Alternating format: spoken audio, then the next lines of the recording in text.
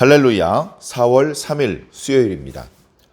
열왕기상 1장 28절부터 37절까지 말씀을 읽고 은혜 나누도록 하겠습니다.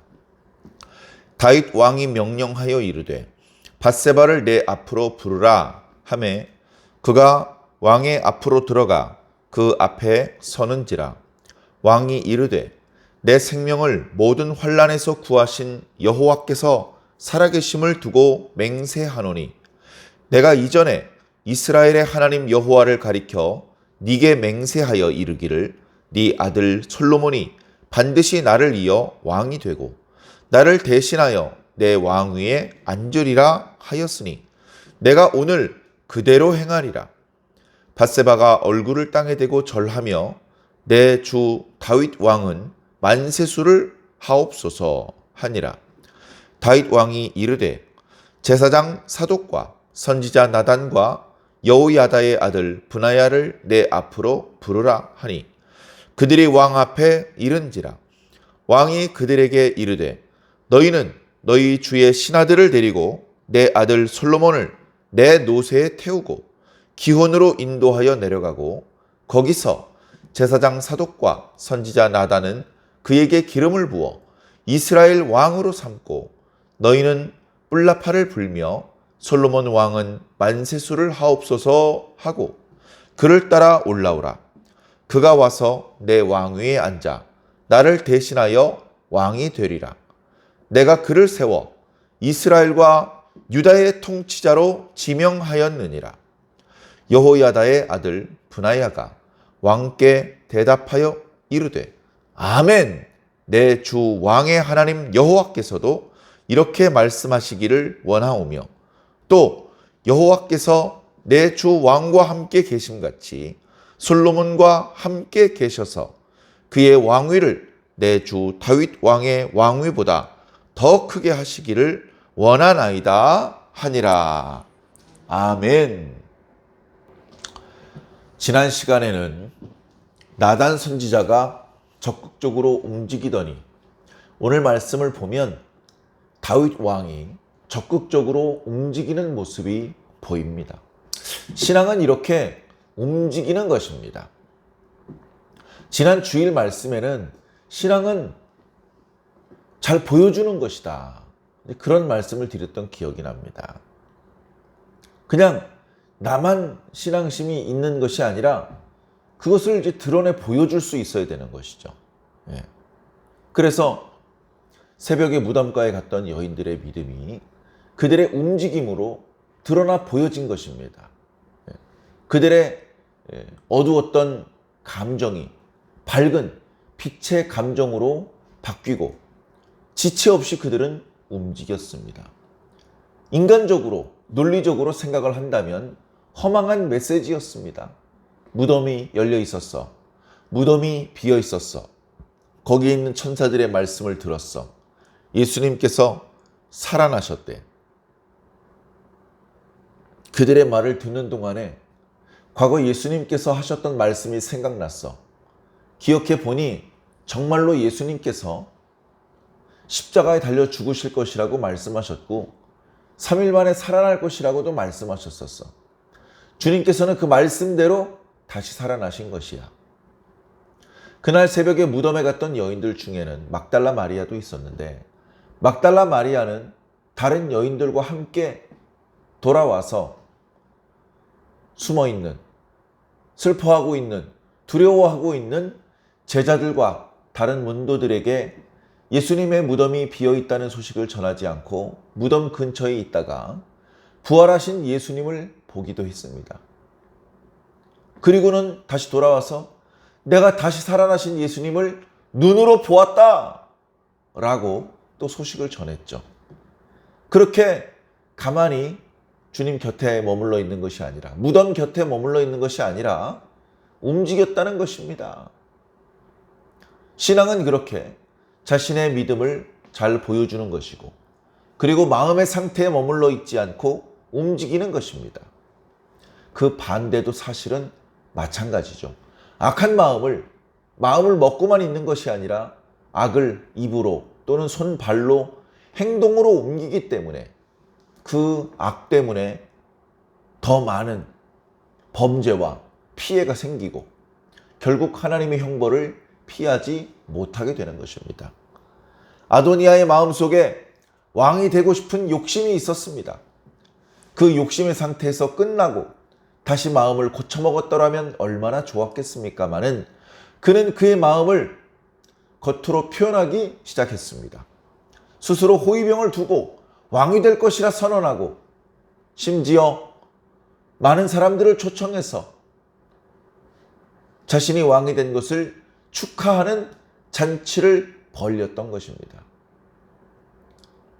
나단 선지자는 그 아도니아의 행동이 하나님의 뜻과 다르다는 것을 영적으로 감지하고 그저 가만히 있었던 것이 아니라 솔로몬의 모친 밧세바를 찾아갔고 또 다윗 왕을 찾아갔습니다. 그래서 지금 아도니아가 저지른 일들을 신속히 다윗 왕에게 알렸고 다윗 왕이 빨리 결단을 내리도록 도와주었죠. 그래 오늘 말씀에 다윗이 결단을 내린 것입니다. 전에는 몰랐는데 왕의 그 일을 처리하는 방식이 이 사람 저 사람 다 왕 앞에 앉아 있게 하는 것이 아니라 왕이 만날 사람만 딱 있고 나머지는 나가는 것 같습니다. 처음에 솔로몬의 모친 밧세바가 찾아와서 밧세바와 이야기를 나누었죠. 그러다가 나단 선지자가 왔다는 전가를 듣자 밧세바는 잠깐 밖으로 나가 있게 하고 그리고 나단 선지자와 이야기를 했습니다.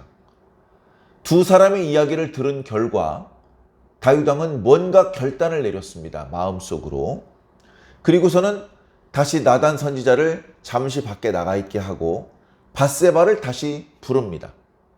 그러면서 이야기를 하는데 짧은 구절이지만 그 안에 다윗 왕의 강한 확신이 차 있습니다.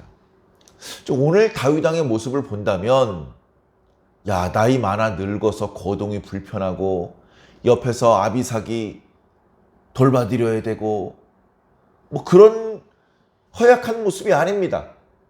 말하는 것이나 결단을 내려 움직이는 것이 단호합니다.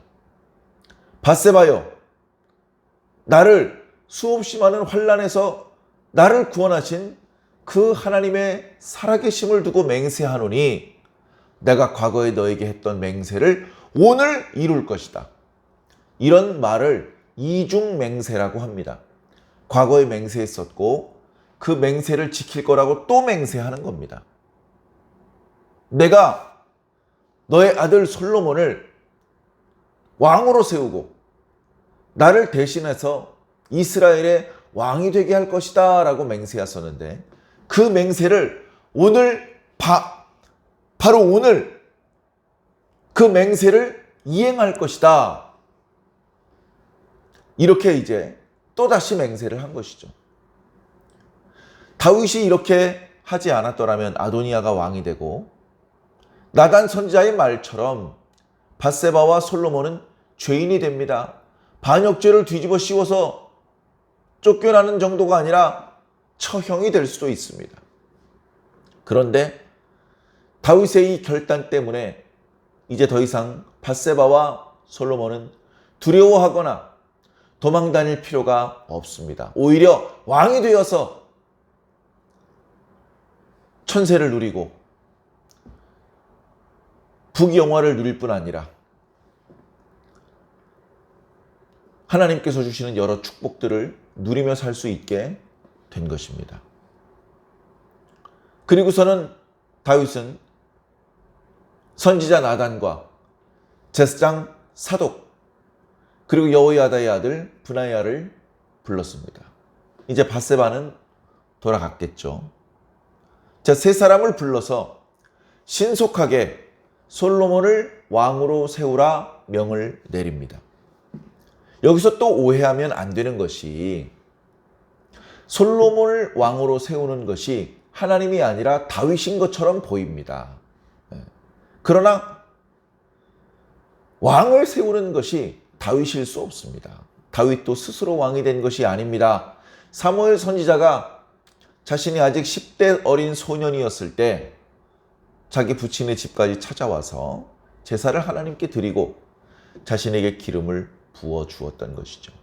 지금은 그렇게 몰래 숨어서 기름을 부어줄 필요는 없습니다.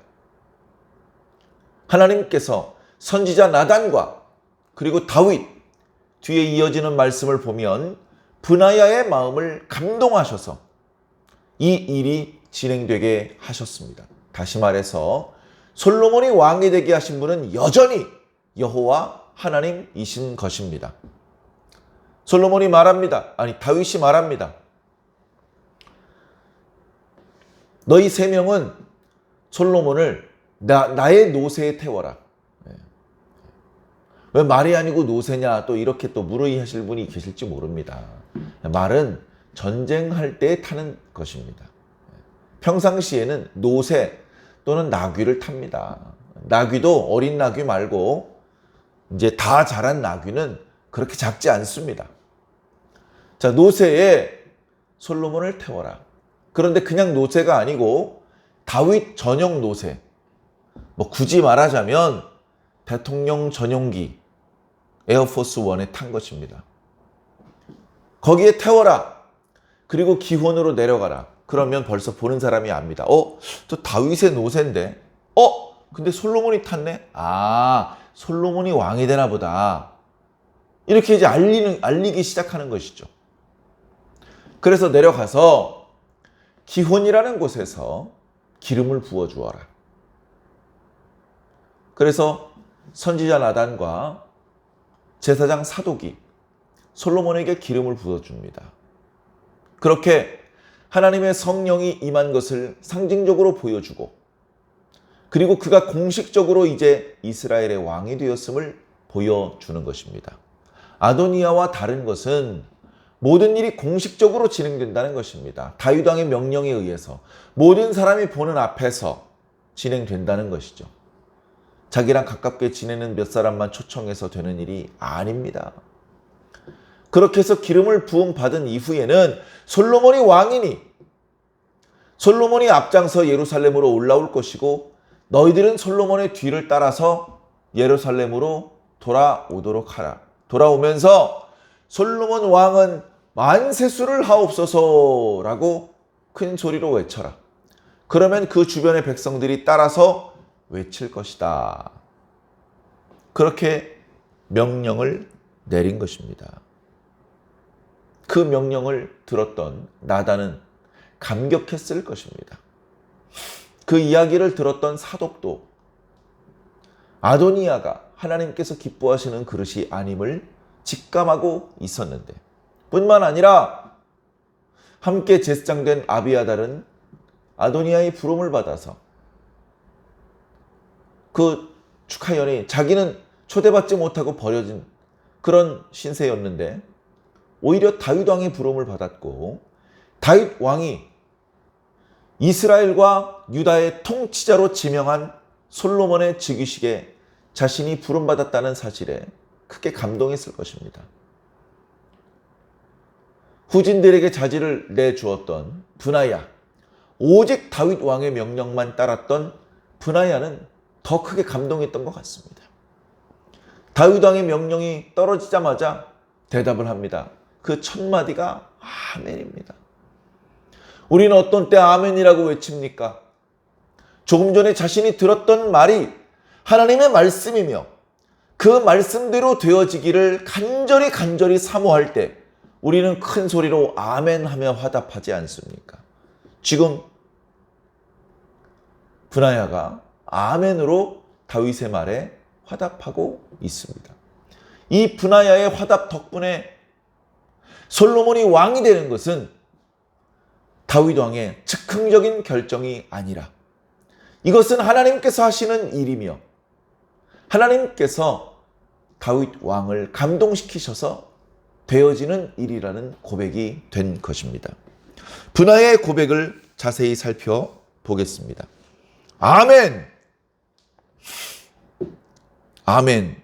내 주 왕의 하나님 여호와께서도 이렇게 말씀하시기를 원합니다.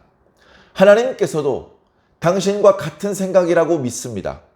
지금 당신께서 하신 이 맹세는, 지금 당신께서 하신 이 명령은 바로 하나님의 명령이라고 믿습니다. 그러면서 마지막 구절에 여호와께서 내 주 왕과 함께 하셨던 것처럼 솔로몬과도 함께 하시기를 원합니다. 내 주 다윗의 왕위를 크게 하셨던 것처럼 하나님께서는 솔로몬의 왕위를 다윗 왕의 왕위보다도 더 크게 하실 것을 믿습니다. 그렇게 고백을 했던 것입니다. 이 말은 다윗 왕의 심기를 불편하게 하는 말이 아닙니까? 또 이렇게 생각할 수도 있겠습니다만은 솔로몬이 왕이 되는 것은 하나님의 뜻이기 때문에 솔로몬이 다윗보다 더 큰 왕위를 누리게 되는 것도 하나님의 뜻이기 때문에 다윗 왕이 불쾌하게 생각할 필요가 없고 우리가 불편하게 읽을 필요가 없는 것입니다. 말씀 그대로 다윗 왕보다 더 넓은 지경을 솔로몬이 차지했고 다윗 왕 때보다 더 많은 인구의 증가가 일어났으며 경제적으로도 군사 외교적으로도 더 강력한 나라를 세웠던 것이 바로 솔로몬의 치세였습니다. 자, 오늘 말씀을 통해서 우리는 모든 역사를 이루시는 분은 하나님이시라는 것을 첫 번째 깨달아야 됩니다. 그리고 하나님의 뜻이 무엇인지 확실하게 깨달았다면 미적거릴 것이 아니라 신속하게 움직여야 됩니다.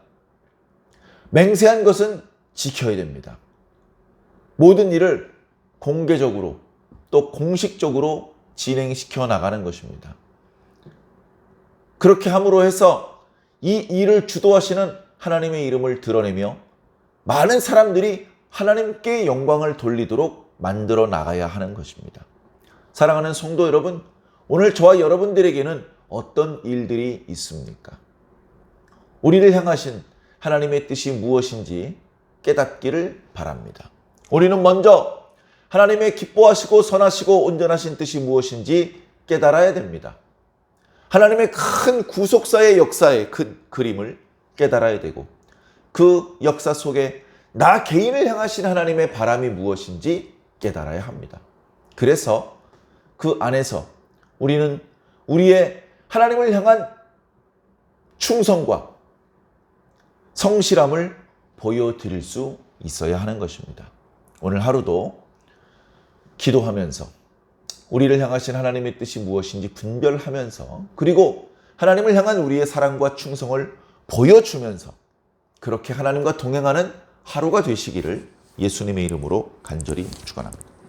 아멘.